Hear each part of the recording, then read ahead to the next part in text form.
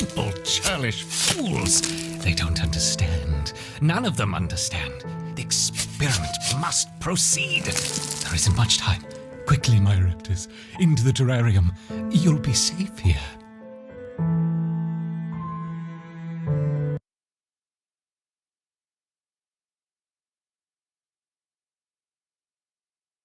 Is it done?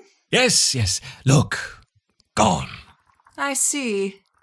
Well, good. It's about time. Anyway, I'm going to need you to make yourself available this afternoon. Apparently, a large quantity of unrefined jelly has gone missing from the overflow vessel, and Supply wants to speak with the whole group about proper checkout procedures. You wouldn't happen to know anything about it, would you? What? No. What would I want with unrefined jelly? Well, quite. What would I want, indeed?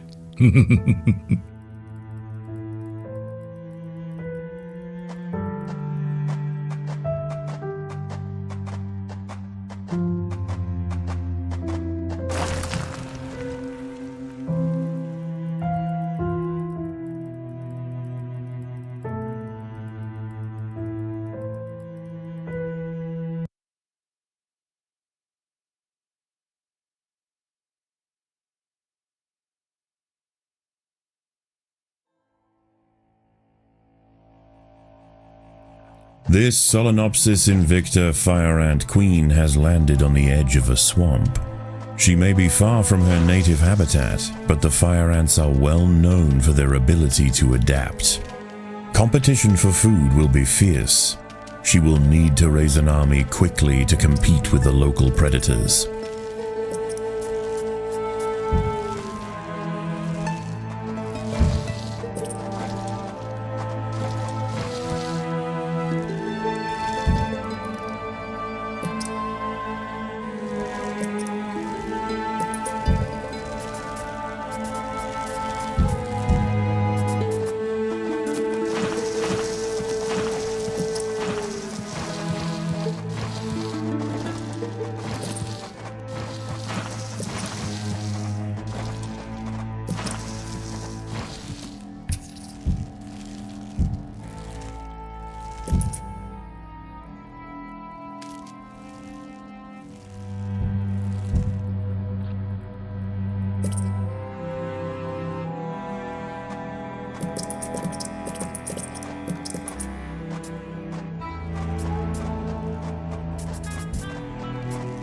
The colony lies in the shadow of a great titan to the north, an American bullfrog. This large female has found the perfect spot to feed, sheltered by foliage and in the path of many wandering insects and smaller amphibians. She has no reason to move on. Eventually she will need to be displaced, but for now, the fire ants have more pressing business to attend to.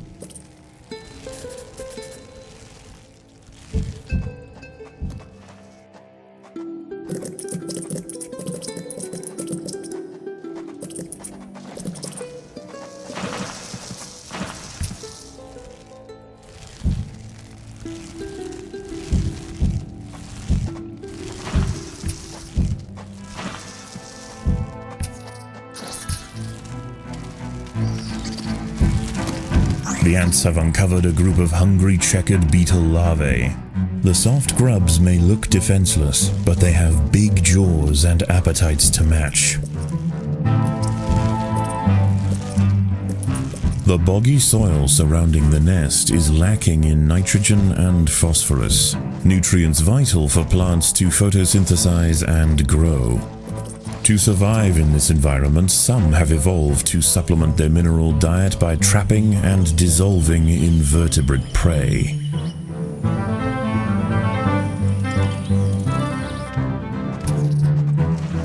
Predators are loose in the nest.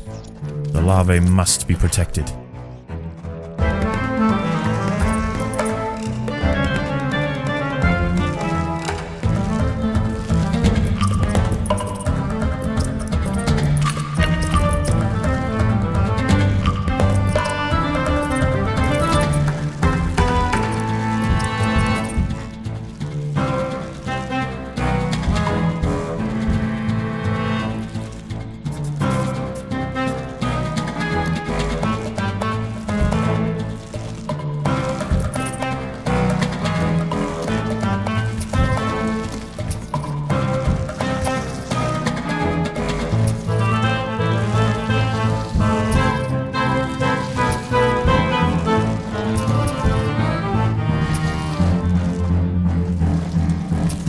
A small colony of Phaedulae maurici big-headed ants have established themselves on a hill to the west.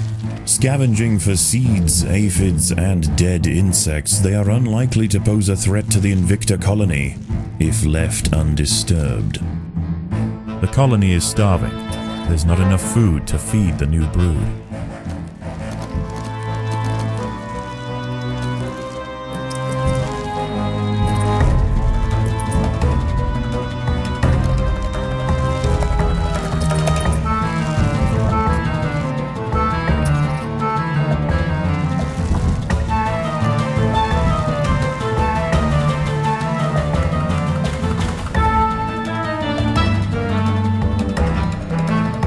Many of the milkweed plants growing nearby are infested with aphids. Their honeydew excretions present an ideal, energy-rich food source for the fire ants. Aphids far from the nest are vulnerable, however, and are sometimes relocated closer to home where they can be better protected from predators and thieves.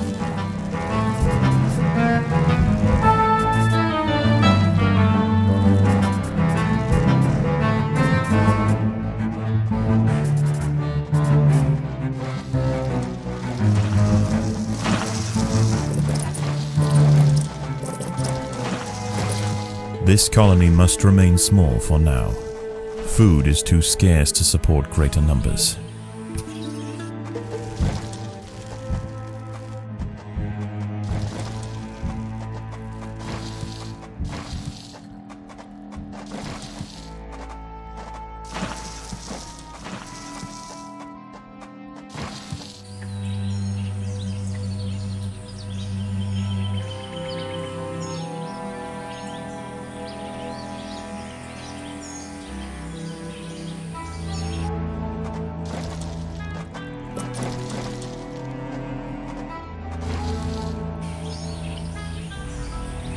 A six-spotted tiger beetle, Cicindela sexcutata, is on the move near the nest. Its metallic green elytra make it unmistakable, and like its other tiger beetle cousins, long legs give it the speed to chase down small arthropods with ease.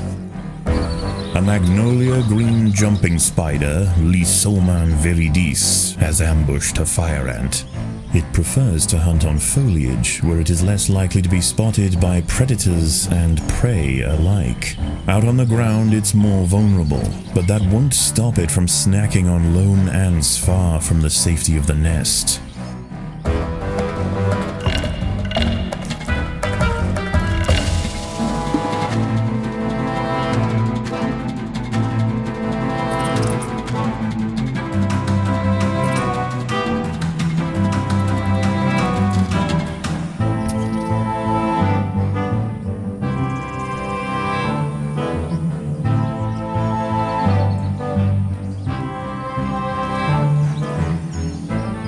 The fire ants have encountered a tribe of Monomorium minimum black ants. These tiny little ants may seem feeble, but the Invicta colony would do well to treat them with caution. Although primarily scavengers, they are armed with powerful chemical secretions and have been known on occasion to invade fire ant nests.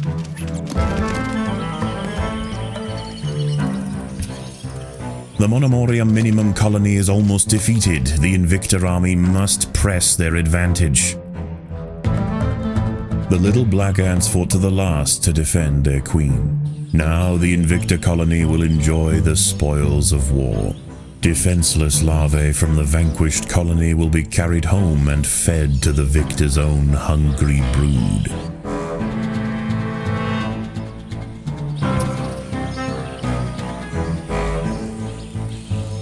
The ants have been attracted to secretions of nectar produced by a yellow pitcher plant. In order to feed, however, the ants must position themselves precariously over a deep vat of digestive liquid. Waxy deposits on the rim ensure that any ant that steps too far in won't be stepping out again.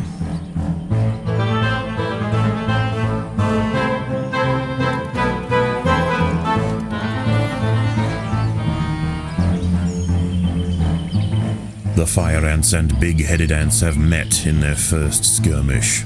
Sensing the new danger, the Maurici colony responds by awakening ancestral super soldier genes in selected brood, feeding them until their heads are engorged with muscle.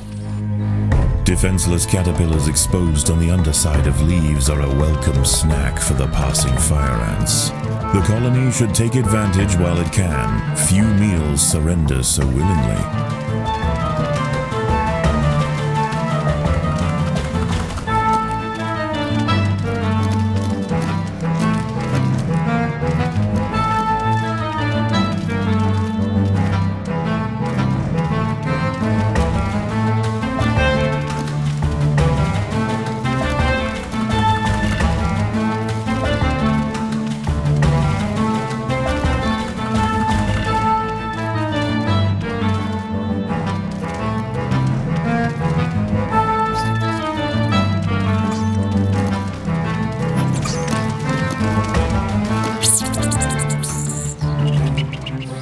The Maurici colony has fallen, their champions spent, and their queen vanquished. In the end, they could not stand up to the might of the Invicta army.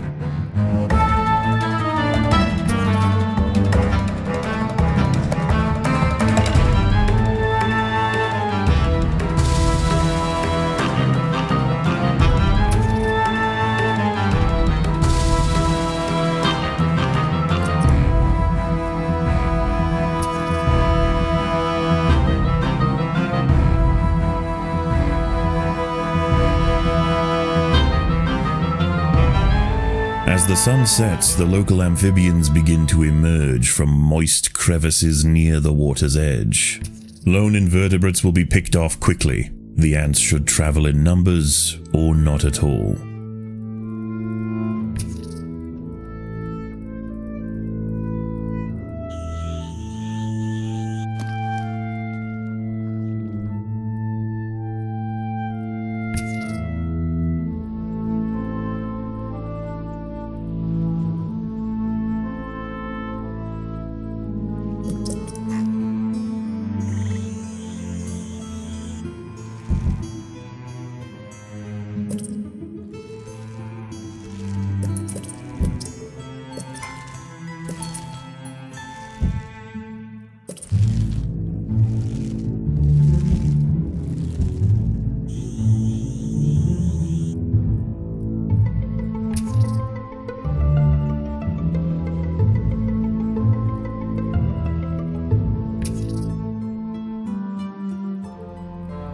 A bombardier beetle, Brachinus alternans, is hunting for insects outside the nest.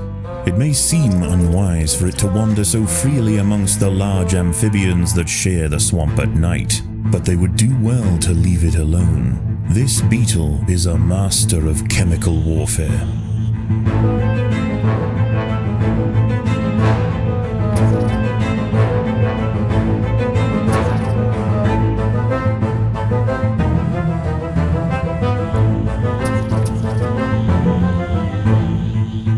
Have clashed with a bombardier beetle. Feeling threatened, the beetle mixes a cocktail of chemicals that react together, boil, and explode from a valve at the base of its abdomen.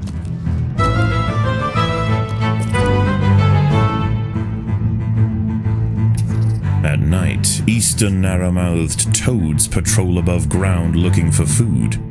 Ants make up 75% of their diet, so the small colony must stay alert. To make matters worse, they are excellent diggers. It's only a matter of time before one tunnels its way into the nest.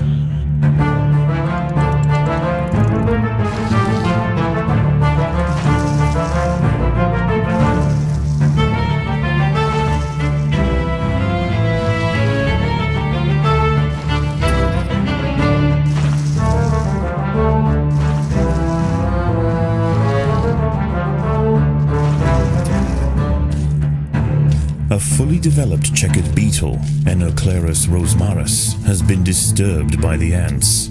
It has the same ravenous appetite and slicing jaws as its juvenile counterpart, but now paired with thick armor plates, it represents a far greater danger to the colony.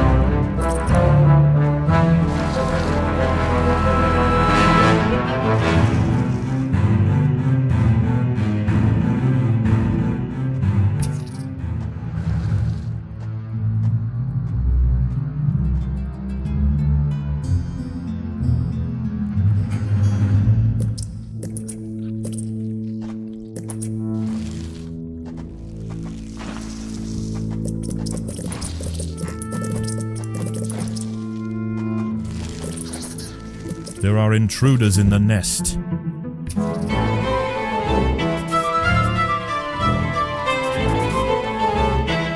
The ants must fight.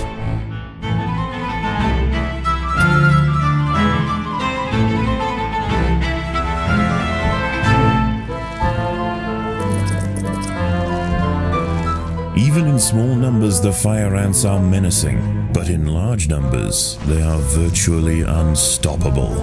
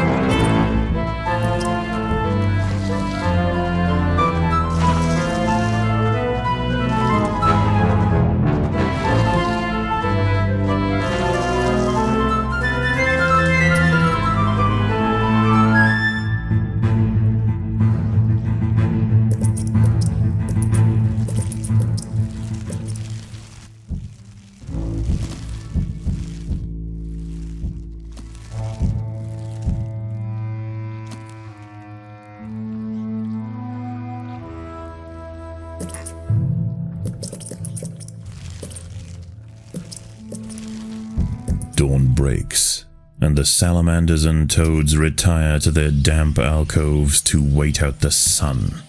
Only the great bullfrog remains. She sits patiently on her throne, waiting for the next meal to wander by.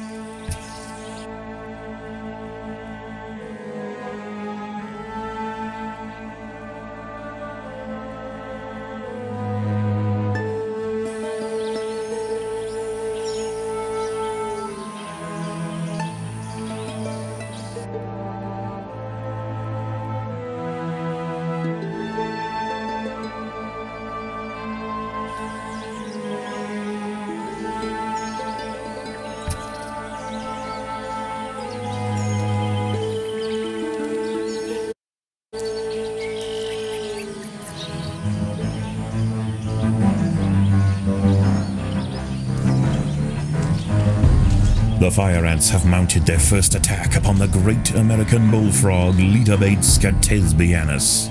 The brave frontline soldiers are quickly crushed and eaten. They must surround and swarm the enormous creature to stand any chance of defeating it.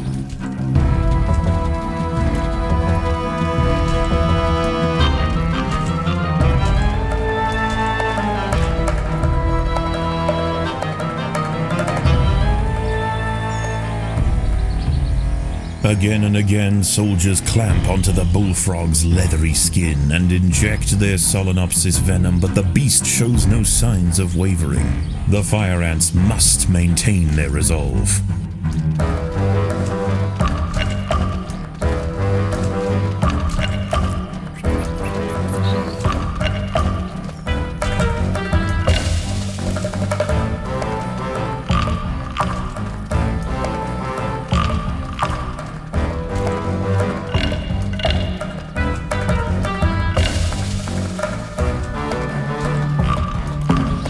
Overwhelmed with burning venom, the bullfrog finally succumbs to the might of the fire ants.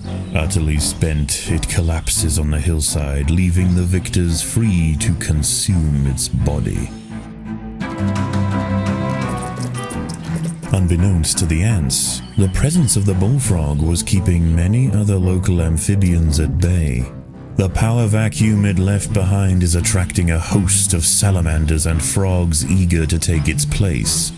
The ants should go to ground quickly and prepare for the imminent chaos.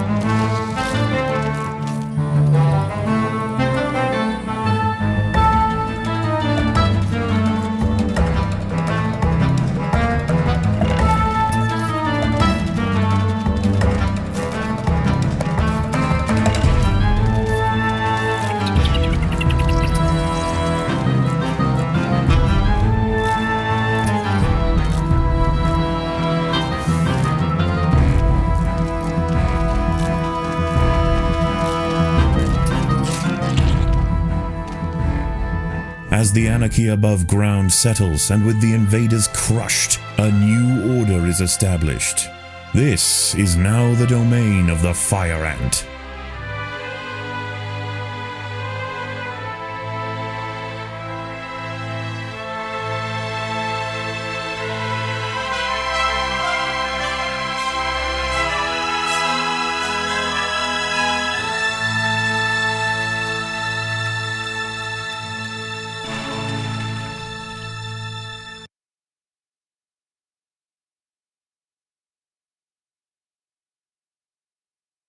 Eat hearty, grow strong. The work will continue soon. Hello? Shh, shh. Oh, it's you. Is something wrong? No,